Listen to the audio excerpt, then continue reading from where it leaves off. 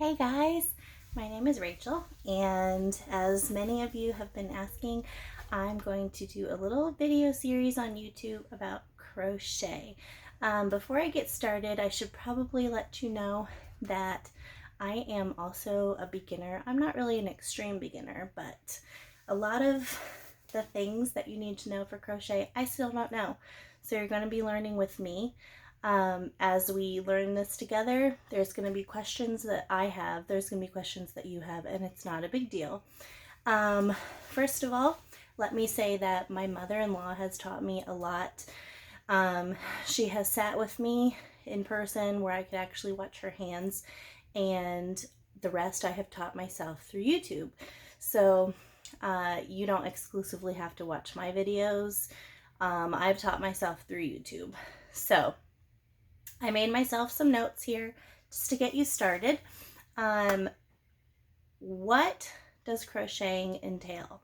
So crochet is extremely relaxing, and probably the main thing that people say to me is, Rachel, you're so crafty and creative. I just don't know if I can do it as good as you. I don't have the patience, or I don't have the time. Well, number one, I know you have the time because we all have the time right now. Number two is you absolutely don't have to be crafty to do this. All you need to do is have knowledge of the patterns and the techniques, and you'll be able to make some really cool stuff. So I wanted to let you know of some things that you can make with crochet. It is making gifts for friends. It's making things for baby showers. It's making practical household items for yourself. It's making things that you just want to be pampered with yourself.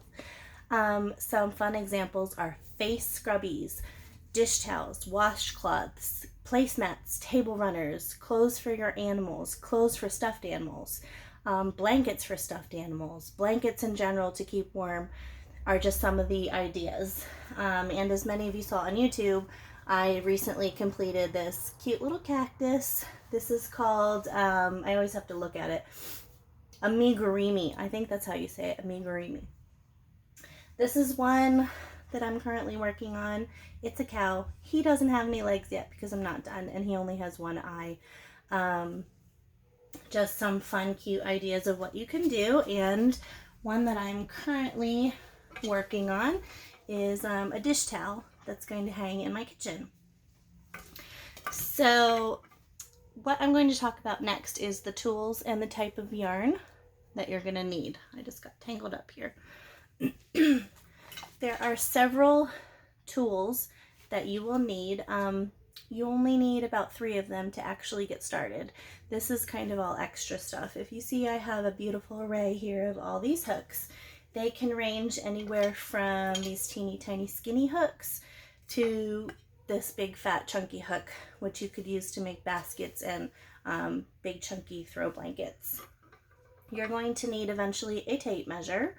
You're going to need these little gadgets right here, which are called stitch markers. All of this can be ordered on Amazon. They have a really huge stock. They can be ordered from other places like Hobby Lobby, or you can find them in Walmart, but we can't really go there right now. But anyway, and then these are just things that I've ordered along the way. These are eyes for my little creations. There are fancy things such as this little row counter. It moves and counts the rows as you go. There's also an app on your phone for that. And a very important tool that you're going to need is sewing scissors. I like these really sharp ones. And a yarn needle. If you notice, this one is blunt at the end. It's not sharp. This is called a yarn needle.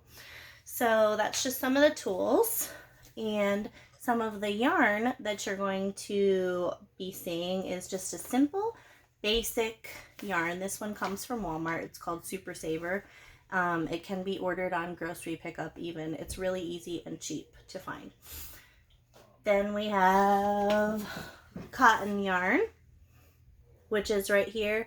If anytime you're looking at making something that involves water, like a dishcloth or a face cloth or anything that involves water. You're going to need cotton, 100% cotton, because it is absorbent. And then we have this like a t-shirt type yarn. It's a t-shirt material. It's really cool feeling yarn. There's just all kinds. There's rainbow yarns, there's chunky yarns. So to get started with me, you're just gonna need a basic yarn. It could be multicolored or whatever. It doesn't really matter. So that's all I'm going to follow, or I'm sorry, that's all I'm going to talk about in this video, just to not overwhelm you, and keep following me as we begin our first techniques of how to get started with crochet.